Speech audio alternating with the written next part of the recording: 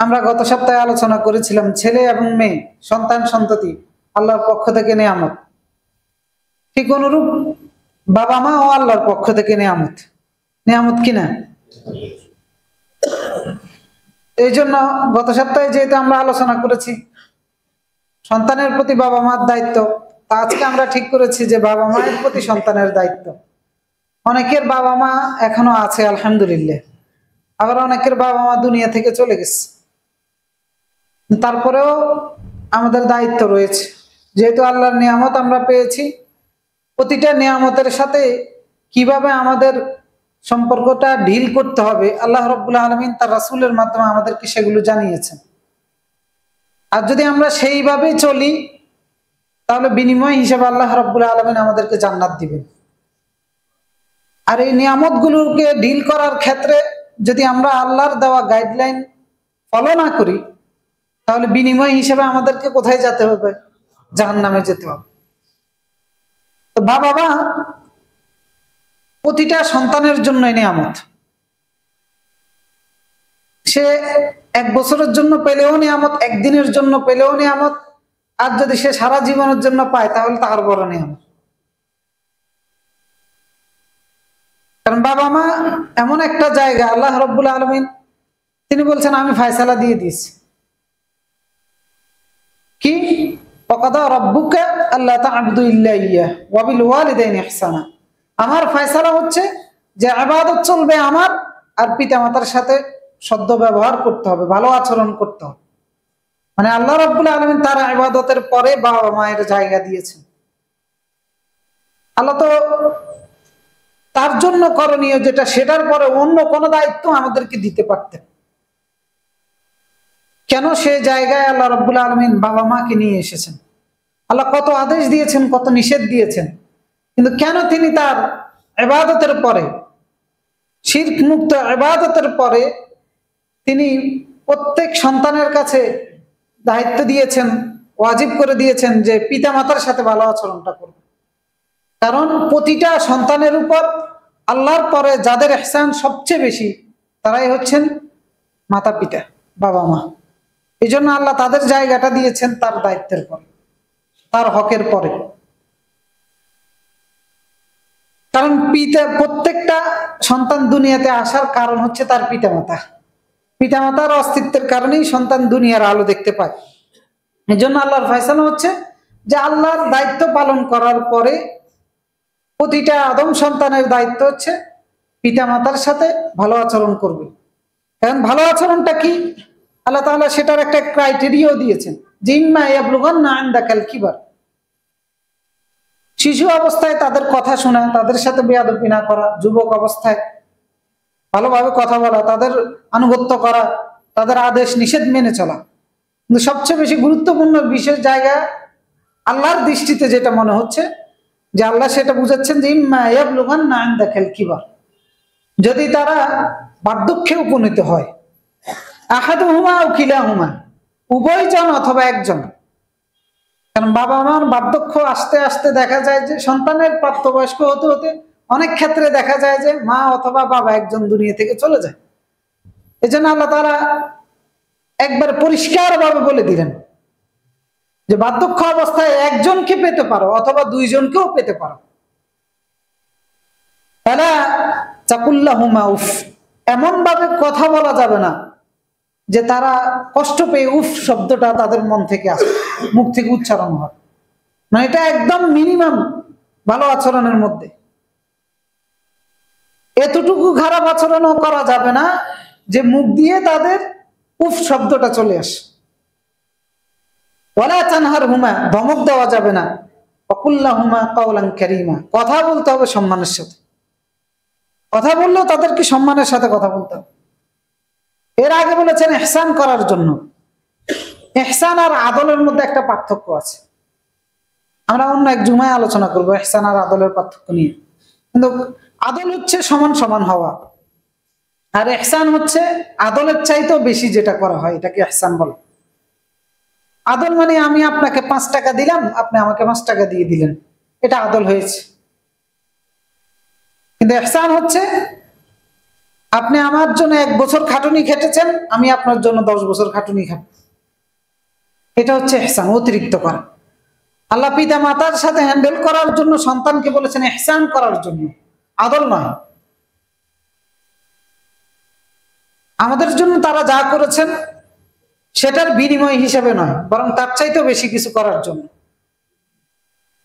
তো সেই ক্ষেত্রে তাদের সাথে সুন্দর সাথে সম্মানের সাথে কথা বলা, বিশেষ করে সম্পর্কটাকে অবিচ্ছিন্ন রাখা, অটুট রাখা, তাদের সেবা যত্ন করা, তাদের সন্তুষ্টি অর্জনের জন্য সর্বদাই তৎপর থাকা, যে কোনো ধরনের নিরাপত্তা চাহিদা পূরণ করার জন্য সর্বোচ্চ চেষ্টা করা।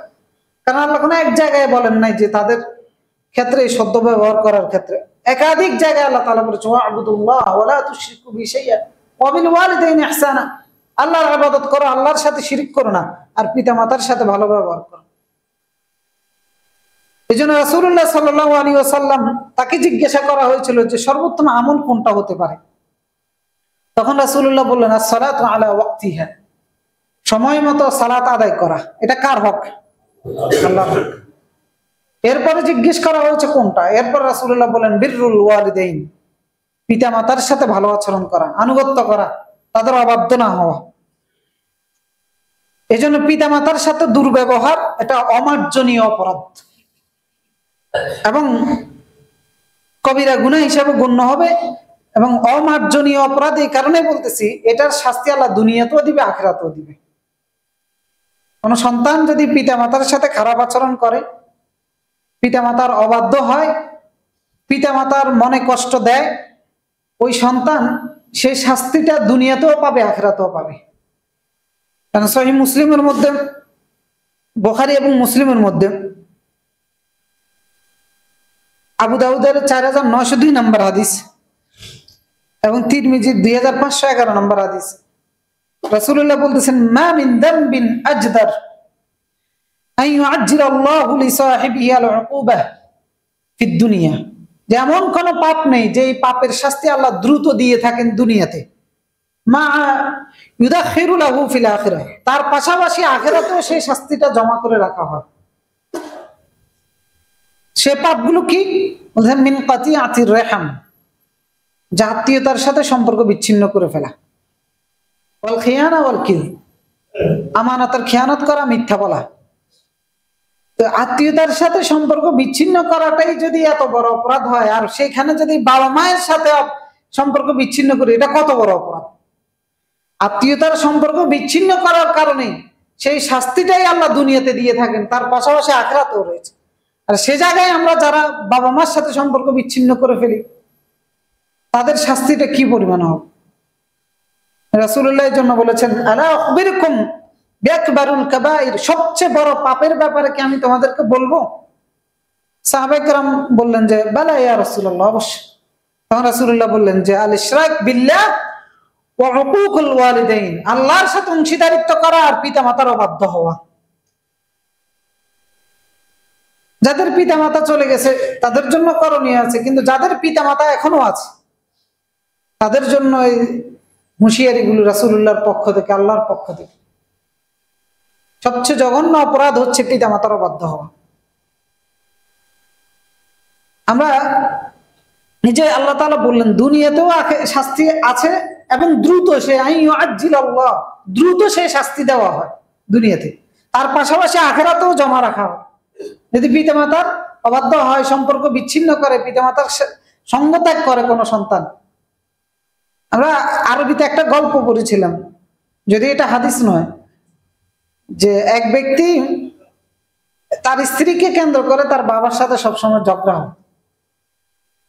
তো সে একদিন বাবাকে বলল যে আমরা একটু বাহিরে ঘুরতে যাব। স্বাভাবিকভাবে আরবরা বিশেষ করে বসন্তের সময়গুলো যখন আসে, হালকা বৃষ্টি হয়, হালকা ছোট ছোট ঘাস গজায়, ওই টাইমে ওরা পাহাড়ে মরুভূমিতে ঘুরে গাড়ি করতে যায়। এখন ছেলে বাবাকে বলছে, বাবা রাজি হয়ে গেছে, খুশিতে রাজি হয়েছে। পরে যে জায়গায় যাওয়ার কথা সেই জায়গায় যাওয়ার পরে গাড়ির থেকে নেমে ছেলে যখন ছুরি রশি টসি এগুলো বের করতেছে, বাবা তখন বুঝতে পেরেছে। বুঝতে পেরে তখন সন্তানকে বলতেছে যে তুমি আমাকে জবাই করবে, আমি বুঝতে পেরেছি, তবে আমার একটা অনুরোধ, আমাকে জবাই করলে ওই যে দূরে যে গাছটা দেখা যায় সেখানে জবাই করো। তো যখন ছেলে জিজ্ঞেস করলো কেন, কাহিনীটা কি, তখন এই বাবা বলল যে আমিও আমার বাবাকে ওখানে জবাই করেছিলাম। এই যে ফিরত এসেছে সময়ের পরিক্রমায়, আগের কাহিনী, আগের সময়, আগের পাপ আবার ফিরত এসেছে। আল্লাহ রাব্বুল আলামিন সূরা আলে ইমরানের মধ্যে বলেছিলেন যে তিলকাল আইয়াম নুদাবিলুহা বাইনান নাস, যে এই দিনগুলো অদল বদল করে আবার ঘুরে আসে, মানে এই দিনে শেষ নয়। আমরা যারা পিতামাতার অবাধ্য হচ্ছি এই সময়টাই শেষ নয়। আমিও দেখা যাবে যে আমার সন্তানের ঘরে এসে বসবো। এই জন্য আল্লাহ তাআলা তিলকাল আইয়াম নুদাবিলুহা বাইনান নাস, এই দিনগুলো পালা অতিক্রম করে মানুষের কাছে আবার ফিরত আসে, মানুষের মধ্যে ঘুরে ঘুরে আসে, পালাক্রম করে আসে, একদিনে দিন নয়। তো দুনিয়াতে শাস্তি বলতে পিতামাতার অবাধ্য হওয়ার কারণে যে শাস্তি আল্লাহ বরাদ্দ করেছেন সেটা দুনিয়াতে পেতেই হবে। এই জন্য দায়িত্ব হচ্ছে যে কোনোভাবেই যেন পিতামাতার সাথে অসৎ ব্যবহার না হয়, সেটা আমার নিজের নিরাপত্তার জন্য, আমার ভবিষ্যতের নিরাপত্তার জন্য, আমার ভালো থাকার জন্য। কারণ রাসূলুল্লাহ সাল্লাল্লাহু আলাইহি ওয়াসাল্লাম বলেছেন যে অভিশাপ প্রাপ্ত ওই ব্যক্তি, যে ব্যক্তি তার পিতামাতাকে গালিগালাজ করে, খারাপ আচরণ করে পিতামাতার সাথে, তাদের সাথে কটু কথা বলে। সহিহ আল জামের 5891 নম্বর হাদিস, রাসূলুল্লাহ বলেছেন মালউনুন মান সাব্বা আবা, আল্লাহর লানত তার উপরে যে তার পিতাকে গালিগালাজ করে। অনেক সময় বঞ্চিত হওয়ার কারণে অথবা কোনো কারণবশত পিতাকে গালিগালাজ করে অনেক সন্তান আছে। রাসূলুল্লাহ বলেছেন অভিশপ্ত ওই ব্যক্তি, যে ব্যক্তি তার পিতাকে গালিগালাজ করে। ওয়ামান সাব্বা উম্মাহু, যে তার মাকে গালিগালাজ করে সেও অভিশপ্ত। আরেক রায়াতে এসেছে লাআনাল্লাহ, আল্লাহর লানত তাদের উপর যারা বাবা এবং মাকে অভিশাপ গালিগালাজ করে। আল্লাহর লানত যার উপরে, সে তার কি অবস্থা হবে। আল্লাহ তাআলা সূরা তাহার মধ্যে বলেছেন যে ওমাই ইয়াহলিল আলাইহি গাদাবি ফাকাদ হাওয়া, যার উপর আমার গজব পড়বে সে একবার হাওয়া হয়ে যাবে, মানে ধ্বংস হয়ে যাবে, শেষ হয়ে যাবে, নিশ্চিহ্ন হয়ে যাবে। সুতরাং বাবা মার কষ্ট দিয়ে কোটিপতি হতে পারবেন কিন্তু নিশ্চিহ্ন হয়ে যাবেন, 10টা 5টা বাড়ির মালিক হয়ে যেতে পারবেন, নিশ্চিহ্ন হয়ে যাবেন। কারণ আল্লাহ লানত তাদের উপরে যারা বাবা এবং মায়ের কষ্ট দেয়। অবাধ্য সন্তানের প্রতি কিয়ামতের ময়দানে আল্লাহ রাব্বুল আলামিন রহমতের কোনো দৃষ্টি দিবেন না। যে অবাধ্য সন্তান হিসেবে কিয়ামতের ময়দানে আল্লাহর দরবারে হাজির হবে, সহিহ ইবনে হিব্বানের 399 নম্বর হাদিস, রাসূলুল্লাহ বলেছেন সালাসাতুন লা ইয়ানজুরুল্লাহু ইলাইহি ইয়াউমাল কিয়ামা, আল্লাহ কিয়ামতের দিন তাদের দিকে তাকাবেন না, অর্থাৎ আল্লাহর রহমতের নজরে কোনো দৃষ্টি তাদের প্রতি দিবেন না। এদের মধ্যে 3 জন, আল আক্কুলি ওয়ালিদাই, প্রথমে হচ্ছে যে ব্যক্তি তার পিতামাতার অবাধ্য, দ্বিতীয়ত হচ্ছে মুদমিরুল খামর, মদ পানকারী, তৃতীয় হচ্ছে আল মান্নান বিমা আতা, যে কাউকে কোনো কিছু দান করে খোঁটা দেয়। এই 3 শ্রেণীর ব্যক্তির প্রতি আল্লাহ রাব্বুল আলামিন কিয়ামতের দিন কোন রহমতের নজর দিবেন না। প্রথম শ্রেণী হচ্ছে যে পিতামাতার অবাধ্য হয়। আবার অপর হাদিসে এসেছে যে লা ইয়াদখুলুল জান্নাতা আকুন লিওয়ালিদাই, যে তার পিতামাতার অবাধ্য হবে সে কখনো জান্নাতেও যেতে পারবে না। সুতরাং পিতামাতার সাথে ভালো আচরণ করা, তাদের কথাবার্তা শুনে চলা, তাদের সাথে সম্মান দেখানো, এটা কতটা গুরুত্বপূর্ণ, এটা সর্বোত্তম আমল হিসেবে ঘোষণা করা হয়েছে। এটার ভিতরে পিতামাতার সন্তুষ্টির ভিতরে আল্লাহর সন্তুষ্টি নিহিত রয়েছে, পিতামাতার মধ্যে আল্লাহর জান্নাত নিহিত রয়েছে, পিতামাতার মাধ্যমে আল্লাহর জাহান্নামও নির্ধারিত রয়েছে। রাসূলুল্লাহ বলেছেন যে রাগিমান ফু রাজুলিন, রাগিমান ফু রাজুলিন, রাগিমান ফু, 3 বার, যে ওই ব্যক্তি ধ্বংস হোক, ওই ব্যক্তি ধ্বংস হোক, ওই ব্যক্তি ধ্বংস হোক। জিজ্ঞেস করা হলো কে, তখন রাসূলুল্লাহ বললেন যে মান আদরাকা আবওয়াইহি ইনদাল কিবার আহাদুহুমা আও কিলাইহিমা, যে ব্যক্তি বার্ধক্য অবস্থায় তার পিতা মাতা উভয়জনকে পেয়েছে অথবা একজনকে পেয়েছে। ফালাম ইয়াদখুলুল জান্নাহ, সে তার জান্নাতটা নিশ্চিত করতে পারে নাই, সে ধ্বংস। মানে বৃদ্ধ অবস্থায় যদি পিতা মাতা পাওয়া মানে হচ্ছে জান্নাত আপনার হাতের কাছে থাকা। এদের সাথে ভালো আচরণটা করে বাস আপনি কমপ্লিটলি কনফার্ম ভাবে জান্নাতটা বুকিং দিয়ে দেওয়া। সেটা মা হতে পারে অথবা শুধু বাবাও হতে পারে, যাকে পাওয়া যায়। আর যে তাদের সাথে ভালো আচরণটা না করে জান্নাত নিশ্চিত করতে পারলো না, স্বাভাবিকভাবে সে জাহান্নামেই যাবে। এই জন্য পিতা মাতা যাদের আছে আমাদের আলহামদুলিল্লাহ, নিয়ামত কিনা? নিয়ামত, নিয়ামত এখনো আছে। আমার ঘরে আছে, আমার ঘরে নিয়ামত আছে। আমার সাথে আছে, আমার সাথে নিয়ামত আছে। তারা একটু উসিলা হতে পারে যে তাদের সাথে ভালো ব্যবহারটা করে আমি আল্লাহর জান্নাতটা নিশ্চিত করে নিতে পারি। এই জন্য আল্লাহ রাব্বুল আলামিন ইয়া আইয়ুহাল্লাযীনা আমানু তাকুল্লাহ ওয়াবতাগু ইলাইহিল ওয়াসিলা, আল্লাহকে ভয় করো, একটা উসিলা খোঁজো, যে উসিলাটা পারে তোমাকে আল্লাহর কাছে পৌঁছে দিও। ওয়াবতাগু ইলাইহিল ওয়াসিলা ওয়াজাহিদু ফি সাবিলিহি, আল্লাহর রাস্তায় প্রচেষ্টা চালাও, লাআল্লাকুম তুফলিহুন, আশা করা যায় সফল হয়ে যাবে। তো উসিলা মানে এই নয়, অনেকে এই আয়াতের ব্যাখ্যা করে নিয়ে যায় পীরের দরবার। ধরো অনেক মানুষ আছে বিশেষ করে বাংলাদেশ ভারতে বাপ মায়ের কোনো খবর রাখে না, কিন্তু পীরের খবর ঠিকই রাখে, আর এই ব্যাখ্যা হিসেবে এই আয়াতটাকে দাঁড় করা। অথচ আয়াতের অর্থ হচ্ছে আল্লাহ জান্নাতে যাওয়ার জন্য যতগুলো রাস্তা বানিয়েছে আপনি একটা না একটা রাস্তা ধরেন, এটাই হচ্ছে উসিলা, যে রাস্তা দিয়ে আপনি জান্নাতে চলে যেতে পারেন। কারণ যার হাতে বাবা মা আছে তারা একটা উসিলা হতে পারে, এই উসিলাটা ধরে জান্নাতে চলে যাওয়া। কারণ সফলতা হচ্ছে জান্নাত প্রাপ্তি। জাহান্নাম থেকে বাঁচা আর জান্নাতে যাওয়ার নামই হচ্ছে সফলতা। তো সুতরাং বাবা মা যার কাছে আছে তার মানে এরা আমার একটা উসিলা হইতে পারে, যে উসিলা দিয়ে আমি জান্নাতে যেতে পারি, আমি সফলতা অর্জন করতে পারি, জাহান্নাম থেকে নিজকে রক্ষা করতে পারি।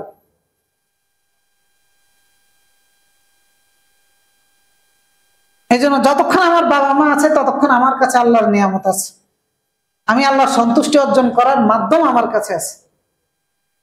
আর তাদের সাথে যদি খারাপ আচরণ করি, তাদেরকে যদি বৃদ্ধাশ্রমে পাঠাই দেই, ওকে আমার সাথে খারাপ আচরণ করেছে, ওকে আমার প্রতি জুলুম করেছে, না আমি করব না। কারণ যদি আমি করি, তারা যদি আমার প্রতি অসন্তুষ্ট হয়, তাহলে আমার প্রতি অসন্তুষ্ট হবেন কে? আর তারা যদি আমার প্রতি খুশি হয়, আমার প্রতি খুশি হবেন কে? আল্লাহর সন্তুষ্টি পিতা মাতার সন্তুষ্টির মধ্যে, আল্লাহর অসন্তুষ্টি পিতা মাতার অসন্তুষ্টির মধ্যে। তারা আমার কাছে আছে, তার মানে আল্লাহর সন্তুষ্টি অর্জন করার সুযোগ আমার জন্য আছে। এবং পিতামাতা আমার কাছে আছে মানে হচ্ছে আমার কাছে আল্লাহর বরকত, আল্লাহর রহমত, আল্লাহর অনুগ্রহ সবকিছু আমার কাছে আছে। রাসূলুল্লাহ আর হাদিসের মধ্যে বলেছেন, ইন্নাকুম তানসুরুন ওয়া তুরযাকুন বিদুআফাইকুম, তোমরা রিজিক প্রাপ্ত হও, সাহায্য প্রাপ্ত হও দুর্বলদের কারণে। বার্ধক্য অবস্থায় পিতামাতা অত্যন্ত দুর্বল থাকে, তারা আমার কাছে আছে মানে হচ্ছে আমি রিজিক প্রাপ্ত হওয়ার মাধ্যম আমার কাছে আছে, সাহায্য প্রাপ্ত হওয়ার মাধ্যম আমার কাছে আছে। বাংলাদেশের একজন সচিব ছিলেন শাহ আব্দুল হান্নান রাহিমাহুল্লাহ। উনি মারা যাওয়ার কয়েক বছর আগে একটা টকশোর মধ্যে উনি বলতেছিলেন যে আল্লাহর কাছ থেকে বরাদ্দ করা রিজিক আপনাকে আমাকে আল্লাহ যেটা দিচ্ছে সেটা আমার অধীনস্থ দুর্বলদের জন্য দেয়। উনি বলতেছিলেন যে আমার মা যতদিন ছিল মাসে 20,000 টাকা করে আমার মায়ের জন্য আমি খরচ করতাম। আমার মা মারা গেছে যে আজকে এত বছর হয়ে গেছে, আমার 20,000 টাকা গেল কই? সেটা কেন আমার উদ্বৃত্ত থাকে না এখন? কারণ মায়ের পিছনে সেটা খরচ করতাম, তো এখন মা তো চলে গেছে, টাকা তো থাকার কথা। যদি আল্লাহ আমাকে 20,000 টাকা আমার জন্য দিতেন, তাহলে আমার ওই টাকা গেল কোথায়? সুতরাং আপনি এটা ভাবার কোনো উপায় নাই যে মায়ের অনেক সেবা করতেছেন, বাবার অনেক সেবা করতেছেন, অনেক টাকা পয়সা খরচ করতেছেন মানে আপনার পকেটের টাকা খরচ করতেছেন। বিষয়টা এটা নয়, তাদের প্রয়োজন আল্লাহ দিয়ে দিচ্ছে, এটা তাদের প্রতি আমার আপনার অনুগ্রহ নয়, বরং এটা কার অনুগ্রহ? আল্লাহর অনুগ্রহ। কিন্তু আমি মনের সংকীর্ণতার ঊর্ধ্বে উঠে আল্লাহ তাদের আমার মাধ্যমে তাদের জন্য যেটা দিচ্ছেন আমি সেটা সুন্দরভাবে তাদের কাছে পৌঁছে দেওয়ার কারণে এই মাধ্যম হিসেবে এতটুকু কাজ করার কারণে আল্লাহ খুশি হয়ে আমাকে জান্নাত দিবেন। বিষয়টা এই নয় যে আমি তাদের প্রতি দয়া দেখিয়েছি।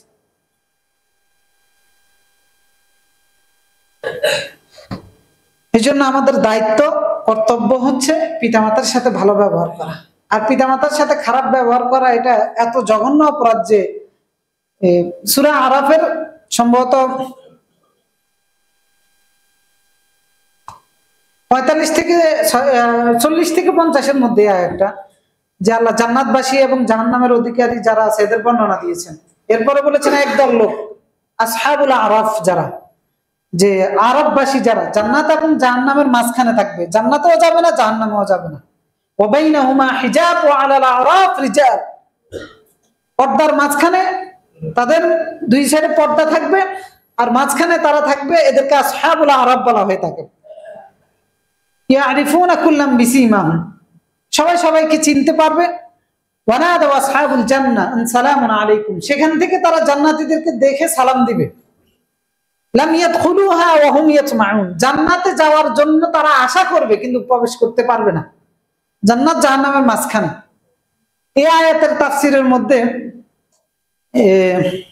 আব্দুর রহমান আল মুজনি রাহিমাহুল্লাহ উনি বলেছিলেন যে এরা হচ্ছে ওরা যাদের ব্যাপারে রাসূলুল্লাহ বলেছেন যে হুম নাসুন কুতিলু ফি সাবিলিল্লাহ বিমা আসিয়াতি আবাইহিম, এরা হচ্ছে এমন একদল মানুষ যারা আল্লাহর রাস্তায় জিহাদ করে শহীদ হয়েছে কিন্তু পিতামাতার অবাধ্য ছিল।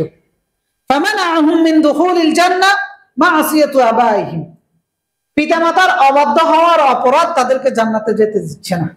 ওয়া মানাহুম মিনান নার কিতালুহুম ফি সাবিলিল্লাহ, আর আল্লাহর রাস্তায় লড়াই করে যে জীবন দিয়েছে সেই কারণে তারা জাহান্নামেও যেতে পারতেছে না, দুইয়ের মাঝখানে আটকা পড়েছে। তো সুতরাং পিতামাতার অবাধ্য হওয়াটা কত বড় একটা অপরাধ, একজন শহীদ জান্নাতে যেতে পারতেছে না। সেজন্য পিতামাতার সাথে ভালো ব্যবহার করতে হবে, তাদেরকে সঙ্গ দিতে হবে, তাদের প্রতি ইহসান করতে হবে, তাদের খেয়াল রাখতে হবে, তাদের ভরণ পোষণ দিতে হবে, তাদের সাথে একসাথে থাকতে হবে, তাদের খেদমত করতে হবে। এমনকি তাদের সাথে এই বিষয়গুলো করা, তাদের ভালো ব্যবহার করা, তাদের সেবা যত্ন করা, তাদের দেখভাল করা, এটা এতটা গুরুত্বপূর্ণ এবং এতটাই ফজিলতপূর্ণ কাজ যে জ্ঞান অর্জন করার চাইতেও এটা বড় কাজ, আল্লাহর রাস্তায় জিহাদ করার চাইতেও এটা বড় কাজ, আল্লাহর জন্য হিজরত করার চাইতেও এটা বড় কাজ। কারণ পিতামাতার অনুমতি ছাড়া কোথাও যাওয়াও যাবে না। অনেক সময় অনেকে ক্যারিয়ারের দোহাই দিয়ে বাবা মাকে ছেড়ে চলে যায় ছেলে মেয়েকে নিয়ে অথবা নিজের পড়াশোনার জন্য। এখন বাবা মা পারে না, কইতেও পারে না সইতেও পারে না, যে বলতে পারে না যে আমাদের সাথে থাকো, হয়তো ভালো বাড়িতে ঘুমাইতে পারবো না, হয়তো একবারে প্রতিদিন ভালো মানের খাবার খাইতে পারবো না, এই যে একটা মনের মধ্যে সংকীর্ণতা, এটার জন্য বলতেও পারে না, কিন্তু মন চায় ছেলের সাথে থাকি, সন্তানের সাথে থাকি, আমার সন্তান আমার সাথে থাকুক, কোথাও না যাক। তো অনেক সন্তান আছে ক্যারিয়ারের দোহাই দিয়ে বাবা মাকে ছেড়ে চলে যায়, শরীয়তে কিন্তু এটা বৈধ নয়। রাসূলুল্লাহ যেখানে জিহাদের পারমিশন দেন নাই, রাসূলুল্লাহ হিজরতের পারমিশন দেন নাই যাদের বাবা মা আছে এদেরকে। তো সুতরাং বাবা মাকে ত্যাগ করে কোথাও যাওয়ার কোনো সুযোগ নেই, এমনকি জ্ঞান অর্জনের জন্যও না, কারণ এই জায়গাটা ওগুলোর চাইতে উত্তম জায়গা। সহিহ আবু দাউদের 2598 নম্বর হাদিস, 28 নম্বর হাদিস, আব্দুল্লাহ ইবনে আমর রাদিয়াল্লাহু তাআলা বলতেছেন যে এক ব্যক্তি রাসূলুল্লাহর কাছে এসে বলতেছে যে জিতু বাইআকা আলাল হিজরা, যে রাসূলুল্লাহ আমি হিজরতের বায়াত গ্রহণ করতে আপনার কাছে এসেছি। ওয়া তারাকতু আবওয়াইয়া ইয়াবকিয়ান, আমার বাবা মাকে রেখে এসেছি, তারা কান্নাকাটি করতেছে। তখন রাসূলুল্লাহ বললেন ইরজি ইলাইহিমা, যে তাদের কাছে চলে যাও, তাদের কাছে ফিরত যাও। আদহিকহিমা হুমা কামা আবকাইতাহুমা, যেভাবে তাদেরকে কাঁদিয়েছো ওইভাবে তাদেরকে খুশি করে আসো, ওইভাবে তাদেরকে হাসিয়ে আসো। আরেকজন ইয়ামান থেকে এসে বলতেছে যে ইয়া রাসূলুল্লাহ তারাকতু শিরক, যে আমরা শিরক ছেড়েছি, আপনার কাছে এসেছি জিহাদ করার জন্য। তো রাসূলুল্লাহ তখন তাকে বললেন, আল্লাহ কামিনুম, যে তোমার মা আছে? সে বলল যে জি জি আছে। তখন রাসূলুল্লাহ বললেন যে ফালজিমহা, যা মায়ের কাছে থাকো। ফাইনাল জান্নাত তাহতা রিজলাইহা, কারণ তোমার জান্নাত তার পায়ের নিচে। অর্থাৎ জিহাদ তুমি করবা জান্নাত পাওয়ার জন্য, আর তুমি তোমার এই বৃদ্ধ মায়ের সেবা করলে তোমার জন্য জান্নাত আল্লাহ সেখানে রেখে দিয়েছে। তো এগুলো আসলে পরিস্থিতির উপরে ডিপেন্ড করবে, ওই আলোকে বোঝা যাবে যে কার জন্য কোনটা সবচেয়ে বেশি বেটার। কিন্তু ওভারঅল ভাবে পিতামাতার জায়গাটা এত ঊর্ধ্বে এবং তাদের সেবা যত্নের ফলাফলটা এত বেশি। এই জন্য পিতামাতার সাথে থাকার চেষ্টা করা, তাদের সাথে ভালো আচরণ বলতে আমরা যেটা বুঝাই যে তাদের সাথে ভালোভাবে কথা বলা, এই তো সম্মান দিয়ে কথা বলা, কটুবাক্য না করা, ধমক না দেওয়া, তাদের সাথে বেয়াদবি না করা, কথায় কাজে আচরণে কোনোভাবেই যেন বেয়াদবি না হয় এইদিকেটাতে খেয়াল রাখা, বৃদ্ধ অবস্থায় তাদের সেবা যত্ন করা, প্রয়োজনীয় জিনিসগুলো সরবরাহ করা, দেখভাল করা, অসুস্থ হলে সেবা করা। ভালো আচরণ বলতে এগুলোকেই বুঝে। আর স্বাভাবিকভাবে তাদের সম্মান নষ্ট না করা, কথাবার্তায়, কাজকর্মে, হাঁটা চলার ক্ষেত্রে, আচরণের ক্ষেত্রে। কারণ আবু গাসসান আদ-দিজ্জি রাহিমাহুল্লাহ তিনি বলতেছেন যে আমি একবার আমার পাড়ায় বের হয়েছিলাম হাঁটতে আমার বাবার সাথে। তা আবু হুরায়রা রাদিয়াল্লাহু তাআলা আনহুর সাথে দেখা হয়েছে। আবু হুরায়রা তাকে জিজ্ঞেস করলেন যে মান হাদা, জিজ্ঞেস করলো যে তোমার সাথে এই লোকটা আছে উনি কে? তো তখন তিনি বললেন যে যে আবি, আমার বাবা। তো তখন আবি হুরায়রা রাদিয়াল্লাহু তাআলা তাকে বললেন যে লা তামশি বাইনা ইয়াদাই আবিক, তোমার বাবা তোমার সাথে হাঁটতেছে, তুমি বাবার সামনে দিয়ে হাঁটবা না, আদবের খেলা। ইমশি খালফাহু আও ইলা জানিবি, তার পিছে পিছে হাঁটো অথবা তার পাশাপাশি হাঁটো, তার সামনে দিয়ে হাঁটা যাবে না। আখতাতা ওয়ালাম ইউয়াফিকুস সুন্নাহ, তুমি ভুল করেছো এবং এটা সুন্নাহর খেলাফ। তিনি বলেছেন হক নষ্ট করেছো, এটা সুন্নাহর খেলাফ। এই যে চলাফেরার ক্ষেত্রে সম্মানের জায়গাটা, অনেক সন্তান পিতামাতার সাথে বাজারে যায়, ব্যাগটা নিয়ে বিদ্যুপিটা হাঁটতেছে, সন্তান একটু বলেও না যে আমারে দেন। এই যে হাঁটা চলার ক্ষেত্রে এই আদবগুলো, এগুলো রক্ষা করে চলতে হবে। এমনকি তিনি আবু হুরায়রা ওই লোককে উপদেশ দিচ্ছিলেন যে ওয়ালা তামুদ্দুন নাজর ইলা আবিক, চোখ উঠিয়ে বাবার দিকে তাকাবো না, মানে চোখ রাঙিয়ে কথা বলা তো দূরে থাক, চোখ রাঙিয়ে দেখবো না। ওয়ালা তাকুদ হাত্তা ইয়াকুদ, তিনি বসার আগে তুমি বসবাও না। ওয়ালা তানাম হাত্তা ইয়ানাম, তারা ঘুমানোর আগে ঘুমাইও যেও না। এইভাবেই তাদের সাথে ভালো আচরণ করা।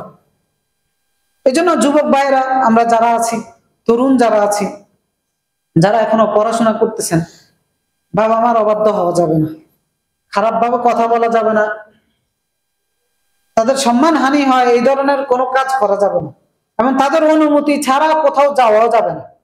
অনেকেই ঘুরতে চলে যায়, বাবা মার কাছে মিথ্যা কথা একটা বলে যায়, এক তো মিথ্যা কথা বলা হচ্ছে, আবার ঘুরতে যাচ্ছেন বাবা মার অনুমতি ছাড়া। কোন ন্যাক আমল হলেও বাবা মার অনুমতি ছাড়া আপনি যেতে পারবেন না, শিরিক ছাড়া। আর বাকি সকল ক্ষেত্রে বাবা মার আদেশ মেনে চলতে হবে। সুতরাং বাইরে যাওয়ার দরকার, যেখানে যাওয়ার দরকার অবশ্যই বাবা মার কাছ থেকে পারমিশন নিয়েই যেতে হবে, তাদের পারমিশন ছাড়া যাওয়া যাবে না। কারণ এই যে ইয়ামান থেকে যে সাহাবীর কথা বললাম, যিনি এসে রাসূলুল্লাহর কাছে জিহাদের জন্য অনুমতি চেয়েছেন, রাসূলুল্লাহ তাকে বললেন যে আদিনা আলাক, তোমার বাবা মা আছে? বললো যে আছে। তারা কি তোমাকে পারমিশন দিয়েছে? যে বললো যে না। তখন রাসূলুল্লাহ বললেন যে ফাস্তাদিনহুমা, তাদের কাছ থেকে অনুমতি নিয়ে আসো। ফাইন ফাআলা, যদি তারা অনুমতি দেয় তাহলে এসো, ওয়া ইল্লা ফাবিরহুমা, আর যদি অনুমতি না দেয় তাহলে তাদের আনুগত্য করো। তো সুতরাং অবশ্যই পিতামাতার আনুগত্য, আদেশ নিষেধ এমন ভাবে মেনে চলতে হবে যে বাড়ির বাইরেও তাদের অনুমতি ছাড়া যাওয়া যাবে না। যুবক ভাইয়েরা, তরুণ ভাইয়েরা, এটা অবশ্যই খেয়াল রাখতে হবে। পিতামাতার জন্য এরপর প্রয়োজনীয় ব্যয় বহন করা, তাদের জন্য যারা রুজি রোজগার করেন, পিতামাতা এখন রুজি রোজগারের বাইরে চলে গেছে, রিটায়ার্ড হয়ে গেছে, তো সেই ক্ষেত্রে সন্তানের দায়িত্ব হচ্ছে পিতামাতার ব্যয়ভার বহন করা, তাদের দেখভাল করা, তাদের জন্য যা যা প্রয়োজনীয় বিষয় রয়েছে সেগুলো তাদের জন্য সরবরাহ করা, সেগুলো ব্যবস্থা করে দেওয়া, থাকা খাওয়ার ক্ষেত্রে, পোশাকের ক্ষেত্রে, ভরণ পোষণের ক্ষেত্রে যত কিছু প্রয়োজন আছে, এমনকি আপনার উপার্জন থেকে আপনার পিতামাতা আপনার অনুমতি ছাড়াই নিবে, এই পারমিশন রাসূলুল্লাহ দিয়ে রেখেছে। একজন রাসূলুল্লাহকে বলতেছে যে ইন্না আবি ইহতাজা মালি, যে রাসূলুল্লাহ সহিহ ইবনে মাজাহ 2292 নম্বর হাদিস, যে আমার পিতা আমার সম্পদের মুখাপেক্ষী, মানে সে আমার কাছে সম্পদ চাচ্ছে। তখন রাসূলুল্লাহ তাকে বললেন, আনতা ওয়া মালুকা লিয়াবিক, তুমি এবং তোমার সম্পদ সবকিছু তোমার বাবার, আপনি নিজেই আপনার বাবার সম্পদ এবং আপনার উপার্জন আপনার বাবার সম্পদ, সুতরাং তিনি অনুমতি ছাড়াই ব্যবহার করতে পারেন। এক্ষেত্রে পিতা মাতাকেও সচেতন হতে হবে যে একবারে যেমন তেমন ব্যবহার করে ফেলবেন, সন্তানের উপরে যেন জুলুম না।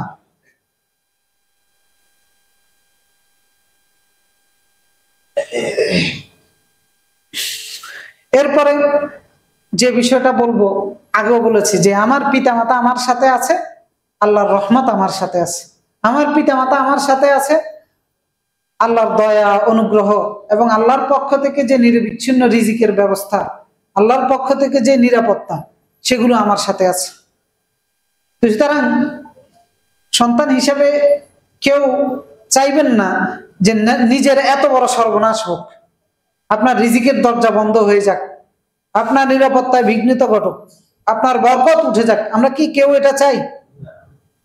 সুতরাং এই দুঃসাহস কেউ করবেন না যে পিতামাতার সাথে সম্পর্ক বিচ্ছিন্ন করে ফেলা, অথবা পিতামাতাকে বাইরে পাঠিয়ে দেওয়া, অথবা তাদের থেকে দূরত্ব বজায় থাকা। নিজের ছেলে মেয়েকে নিয়ে নিজে ভালো থাকবেন, নিজের ছেলে মেয়েকে নিয়ে নিজে আনন্দ থাকবেন, আর পিতামাতার খোঁজ খবর রাখবেন না, এমনটা যেন না হয়। এমন কোন ব্যক্তির স্ত্রীও স্বামীকে এই ধরনের কুপরামর্শ দিবেন না যে বাবা মার থেকে বিচ্ছিন্ন হওয়ার বিষয়টা। কারণ রিজিকের মালিক কে?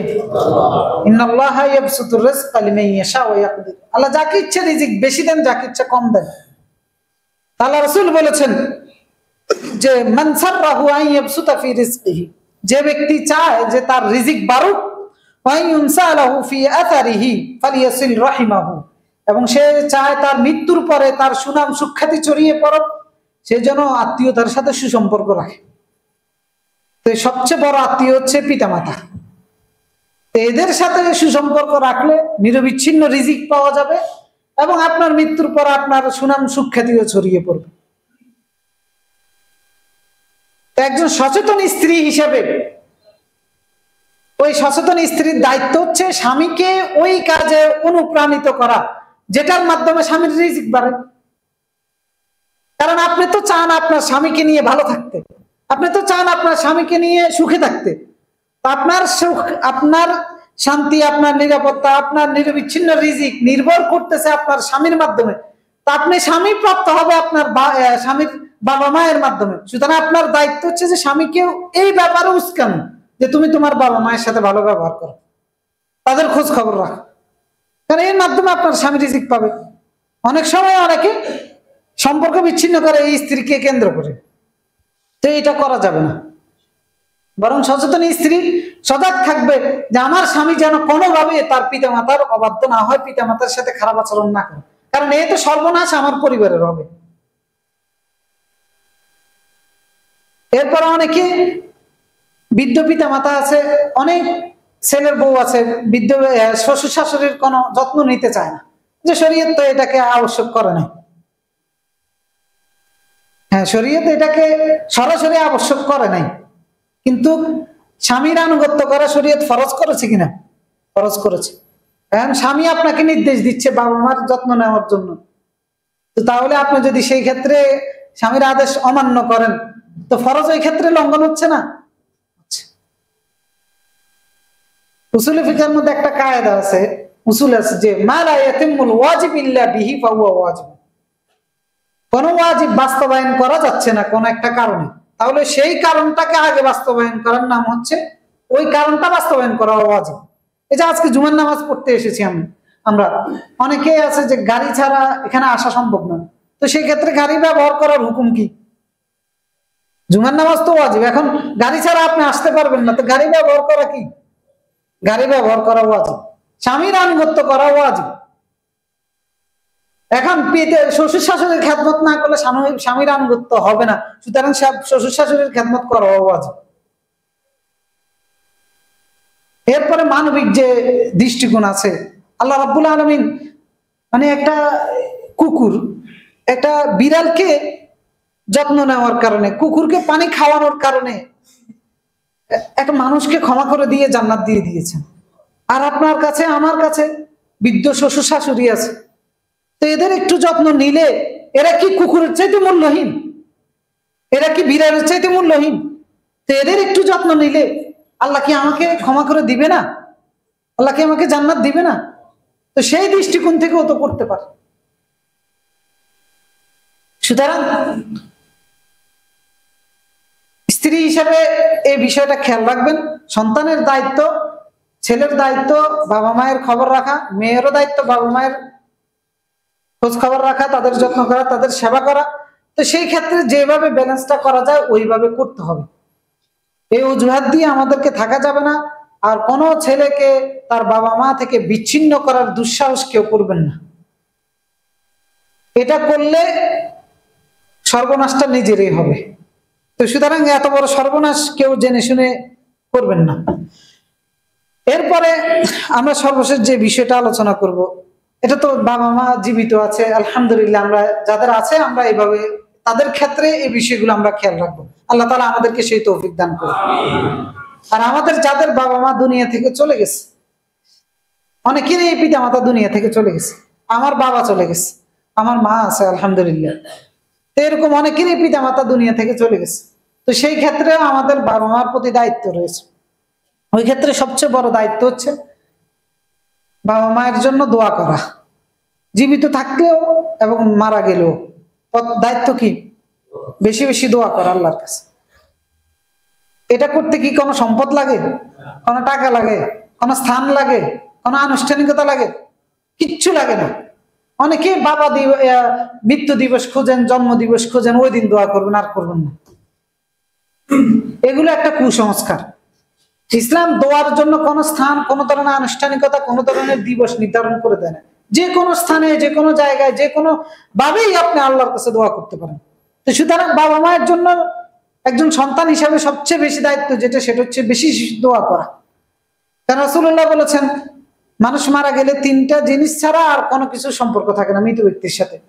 এর মধ্যে একটা হচ্ছে নেক সন্তান, তার পিতা মাতার জন্য দোয়া করলে আল্লাহ সেটা কবুল করে। ওয়ালাদুন সালিহ ইয়াদউ লাহু। সুতরাং পিতা মাতার জন্য বেশি বেশি আল্লাহর কাছে দোয়া করা। আল্লাহর কাছে দোয়া করা হচ্ছে যে আল্লাহ যেন তাদের সম্মান বাড়িয়ে দেয়, তাদেরকে ক্ষমা করে দেয়, তাদের প্রতি দয়া করে, তাদেরকে জান্নাতুল ফেরদাউস নসিব করে, এভাবে দোয়া করা। এরপরে আল্লাহ রাব্বুল আলামিন আমাদেরকে শিখিয়ে দিয়েছেন দোয়াটা কি? রব্বিরহামহুমা কামা রাব্বায়ানি সগীরা। আল্লাহর কাছে দোয়া করা। এরপরে দ্বিতীয় নম্বর দায়িত্ব যেটা, সেটা হচ্ছে যে আরেকটা হাদিস আছে সহিহ ইবনে মাজার, যে সন্তানের দোয়ার মাধ্যমে আল্লাহ পিতা মাতার মর্যাদা বাড়িয়ে দেন। সহিহ ইবনে মাজার 3360 নম্বর, ইন্না রাজুল্লা তুরফাউ দারাজাতুহু ফিল জান্নাহ। জান্নাতের মধ্যে একজন ব্যক্তির মর্যাদা বাড়িয়ে দেওয়া হচ্ছে। তখন সে জিজ্ঞাসা করতেছে যে আন্না হাদা, কেন এমনটা, মানে কিসের কারণে? তো তখন আল্লাহ তাআলার পক্ষ থেকে বলা হবে ফায়ুকাল বিইস্তিগফারি ওয়ালাদিকা লাক, যে তোমার সন্তানের ক্ষমা প্রার্থনার কারণে তোমার মর্যাদা বাড়িয়ে দেওয়া। সুতরাং সন্তান হিসেবে এই কাজটা খুব সহজে করা যায়, যে পিতা মাতার জন্য ক্ষমা প্রার্থনা করা। 2 নম্বর হচ্ছে পিতা মাতার যদি কোনো গুনাহের কাজ চলমান থাকে সেটাকে ক্লোজ করা। পিতা মাতার গুনাহের কাজ কিরকম, মানে কোন একটা কাজ করে গেছেন যেটার মাধ্যমে এখনো পাপাচার হচ্ছে, এখনো খারাপ কাজ হচ্ছে, এখনো গুনাহ হচ্ছে, সেটাকে বন্ধ করে দেওয়া সন্তান হিসেবে আপনার দায়িত্ব। যেমন মনে করেন কেউ একটা সিনেমা হল বানিয়েছে, আছে না বাংলাদেশে সিনেমা হল? তো সেখানে যিনি বানিয়েছেন উনি মরে গেছেন, ওনার সন্তানের দায়িত্ব কি? বাবা মারে পাপ থেকে বাঁচান। কারণ এই গুনার সদকা জারিয়ার সওয়াব যেভাবে যায়, গুনাহ জারিয়ার সওয়াব ওইভাবে যেতে থাকে। তো সুতরাং সন্তান হিসেবে দায়িত্ব হচ্ছে যে ওইটাকে বন্ধ করা। অথবা কেউ একটা মার্কেট বানিয়েছে, অথবা কেউ একটা বিনোদন পার্ক বানিয়েছে, সেখানে পাপাচার হয়, তো সন্তান হিসেবে দায়িত্ব হচ্ছে যে এই পাপাচারের জায়গাগুলো বন্ধ করা, যাতে করে পিতা মাতার আমল নামে এই ধরনের পাপাচারের বিনিময়টা না যায়। এরপরে সবচেয়ে কমন যে পাপটা পিতামাতার, অনেক ক্ষেত্রে পিতামাতার হয়ে থাকে, সেটা হচ্ছে যে সুদী ব্যাংকে অ্যাকাউন্ট আছে, এইরকম অ্যাকাউন্ট গুলো ক্লোজ করা। অনেক পিতামাতা রিটায়ার হয়ে গেছেন, টাকা রেখে দিয়েছে সুদী ব্যাংকের মধ্যে, সেখান থেকে মাসে মাসে সুদ এনে এনে খেত। এখন বেচারা তো দুনিয়ার থেকে চলে গেছে, এখন সন্তানরাও এনে এনে খায়। এখন এই সন্তান হিসেবে দায়িত্ব কি এই অ্যাকাউন্টটাকে ক্লোজ করা। কারণ পিতা এতদিন এই সুদের গুণে ভাগিদার হচ্ছে, আর আপনিও যতদিন খাবেন, পিতা মাতা তো এটা সৃষ্টি করে দিয়ে গেছে, তারাও ভাগিদার হবে, আপনিও ভাগিদার হবে। পিতা মাতাকে অনেক রিটায়ার্ড পার্সনের ক্ষেত্রে এগুলো হয়, অনেক স্ত্রীর ক্ষেত্রে হয় যে স্বামী রিটায়ার হয়ে গেছে, স্বামী মারা গিয়েছে, ব্যাংকে টাকা ছিল, স্ত্রী বসে বসে ওই সুদের টাকা খায়। তো এগুলো করা যাবে না। এগুলো করলে এই যে সদকা জারিয়ার মতো গুনাহে জারিয়ার সব ওনার আমল নামে যাবে, সব তো না, মানে পাপের শাস্তিটা ওনার আমল নামে যুক্ত হবে। তো এগুলোকে বন্ধ করতে হবে। অনেক ক্ষেত্রে দেখা যায় পিতা মাতা কারো উপর জুলুম করেছে, কারো জায়গা দখল করেছে, সেগুলো ফেরত দিয়ে দেওয়া, যাতে করে পিতা মাতা সেই পাপ থেকে বাঁচতে পারে। এরপর 3 নম্বরে যেটা করতে পারি সেটা হচ্ছে যে পিতা মাতার জন্য দান সদকা করা, জনকল্যাণমূলক কাজে, যেমন মসজিদ মাদ্রাসায় তাদের জন্য দান সদকা করতে পারেন। এরপরে জনকল্যাণমূলক কাজ যেগুলো রয়েছে, সেবামূলক, মানুষের অভাব অনটনের পাশে দাঁড়ানো, কারো টিউবওয়েল প্রয়োজন সেটা বসিয়ে দিলেন, কারো বাড়ির প্রয়োজন সেটা করে দিলেন, এই জাতীয় সদকা জারিয়ার কাজগুলো করা। কারণ রাসূলুল্লাহ সাল্লাল্লাহু আলাইহি সাল্লামের কাছে এক সাহাবী এসে বলতেছে যে ইন্না উম্মি তুওয়াফিয়াত ওয়া আনা গায়িবুন আনহা, আমি ছিলাম না, উপস্থিত ছিলাম না, আমার মা মারা গিয়েছেন। আয়ানফাউহা শাইউন ইন তাসাদ্দাকাত বিহি আনহা, আমি যদি তার জন্য কোনো কিছু দান সাদাকা করি, সে কি উপকৃত হবে? তখন রাসূলুল্লাহ বললেন যে নাম, হ্যাঁ হবে।